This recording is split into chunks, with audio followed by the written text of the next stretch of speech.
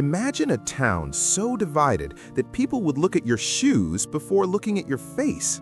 On one side of the river, the empire of Adidas. On the other, the fortress of Puma. Today, they are billion-dollar rivals, but once they were just two brothers, Adolf and Rudolf. They built a legacy together in a laundry room, survived the Nazis, and conquered the Olympics. So what went wrong? What kind of hatred drives two brothers to never speak again, even in death? This is the story of betrayal, ego, and the blood feud that changed the sports world forever. The story begins not in a boardroom, but in a cramped laundry room in the small town of Herzogenaurach, Germany. The year is 1924. Germany is recovering from the First World War, and the economy is in ruins. Enter Adolf Dassler, known to his friends as Adi. He was a quiet, introverted craftsman who didn't care about money. He only cared about one thing: making the perfect sports shoe. He would spend hours experimenting with different leathers, spikes, and weights. But a great product is useless if no one buys it. That's where his older brother came in. Rudolf Dassler, or Rudy, was the complete opposite. He was loud, extroverted, and a born salesman. He could sell ice to an Eskimo. They formed the Gebruder Dassler Shoe Factory, the Dassler Brothers Shoe Factory. It was the perfect partnership. Adi was the brain, and Rudy was the voice. Business boomed. They were the only ones making specialized athletic spikes. But their biggest gamble was yet to come, a gamble that would either make them legends or destroy them completely. 1936, the Berlin Olympics. 1936, the Berlin Olympics. Adolf Hitler wanted to use these games to prove the superiority of the Aryan race. But the Dassler brothers didn't care about politics. They cared about performance. Adi Dassler did something unthinkable. He packed a suitcase full of his spiked shoes and drove to the Olympic Village. His target? Not a German athlete, but an African-American sprinter named Jesse Owens. It was a dangerous move, but it paid off. Jesse Owens won 4 gold medals in front of Hitler, all while wearing Dassler shoes. Overnight, the brothers became world famous. Orders poured in from every corner of the globe. They were selling 200,000 pairs a year. They were rich, successful, and unstoppable. But success has a funny way of exposing cracks in a relationship, and the cracks between Adi and Rudy were about to turn into a canyon. When World War II broke out, everything changed. The Nazi Party demanded loyalty. While both brothers joined the party to save their business, their personal war was just beginning. They were forced to stop making shoes and start making weapon parts for the war effort. The stress was immense. They lived in the same large house with their wives, but the tension was suffocating. And then came the night that sealed their fate. It was 1943. The Allies were bombing Herzogenaurach. Adi and his wife climbed into a bomb shelter where Rudy and his wife were already hiding. As the bombs fell, Adi whispered, "The dirty bastards are back again." He was referring to the Allied planes, but Rudy, paranoid and insecure, was convinced Adi was talking about him and his family. Rudy never forgave him. He believed his own brother wished him dead. The trust was gone. Things got worse when Rudy was drafted into the army and later captured by American forces. He spent a year in a prisoner of war camp. While sitting in a cold cell, Rudy became convinced of one thing: Adi had betrayed him. He believed Adi had secretly tipped off the Americans to get him out of the way and take control of the company. Was it true? We may never know.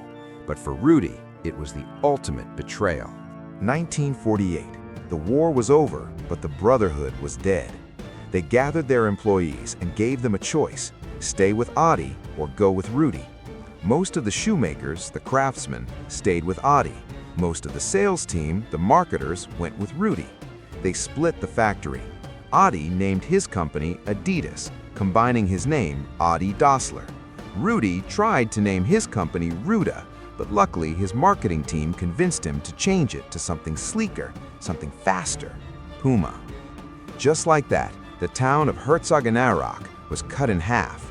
But this wasn't just a business rivalry anymore. It became a war that would divide the entire population for the next 60 years. By the 1950s, the rivalry had spilled out of the factory and into the streets. Herzogenaurach became known as the town of bent necks. Why? Because before talking to anyone, people would look down at their shoes to see whose side they were on. If you worked for Adidas, you didn't buy bread from a baker who wore Puma. You didn't drink at a pub that served Puma employees, and you certainly didn't marry someone from the enemy side. It was a civil war without guns. Adi and Rudy refused to speak. If they saw each other in the street, they would simply look away. The bitterness was so deep that it infected the entire town. But in 1954, one event would tip the scales of this war forever. The 1954 World Cup in Switzerland. West Germany was the underdog facing the mighty Hungarian team. Initially, the German national team coach wanted Puma to supply the boots. Rudy was thrilled, but in typical Rudy fashion, he got into a huge argument with the coach and stormed off. That was the moment Adi had been waiting for. Adi approached the coach with a revolutionary invention: shoes with screw-in studs. This meant players could change the length of their spikes depending on the weather. On the day of the final, it began to rain heavily. The pitch turned into a swamp. The Hungarian players wearing normal boots were slipping and sliding everywhere. But the Germans? Adi screwed in longer spikes, giving them perfect grip. Germany won the World Cup. It was called the Miracle of Bern. And in every photo of that victory, the world saw the 3 stripes of Adidas. Adidas became a household name overnight. Rudy watched from home, furious. He knew he had missed the opportunity of a lifetime simply because he couldn't control his temper. Years passed. The rivalry moved to the next generation: Adi's son Horst and Rudy's son Armin. They were even more ruthless than their fathers. By 1970, Pele was the most famous athlete on the planet. Both companies knew that signing Pele would cost a fortune, so much money that it would bankrupt them both. So the two companies made a secret treaty. It was called the Pele Pact. They shook hands and agreed, no one signs Pele. But rules are made to be broken. Moments before the opening whistle of the World Cup quarterfinal, Pele walked to the center circle and asked the referee to stop the game. He needed to tie his shoelaces. The cameras zoomed in. Millions of people around the world watched Pele slowly kneeling down, tying the laces of a brand new pair of Pumas. Puma had paid Pele $120,000 to do just that. The pact was broken. The war was back on. Adi was furious, but Rudy finally had his moment of glory. While the brothers were busy trying to destroy each other, they failed to notice a new threat rising in the West. An American company called Nike was quietly taking over the jogging market, a trend Adidas and Puma completely ignored because they were too focused on soccer. While they fought over the past, Nike stole the future. In 1974, Rudolf Dassler died of lung cancer. Legend says that even on his deathbed, the brothers did not reconcile. Adi refused to visit him. 4 years later, Adi passed away as well. They were buried in the same cemetery in Herzogenaurach, but even in death, they kept their distance. Adi was buried at one end of the cemetery and Rudy at the completely opposite end, as far away from each other as possible. Today, Adidas and Puma are two of the largest sportswear brands in the world, worth billions of dollars. The Dassler family no longer owns the companies, but their legacy remains. In 2009, employees from both companies played a friendly soccer match to finally put an end to the 60-year feud. But one question remains. They built empires, they changed sports history, and they became legends.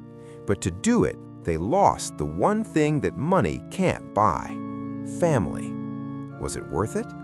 If you enjoyed this story of rivalry and ambition, make sure to hit the like button and subscribe for more business documentaries.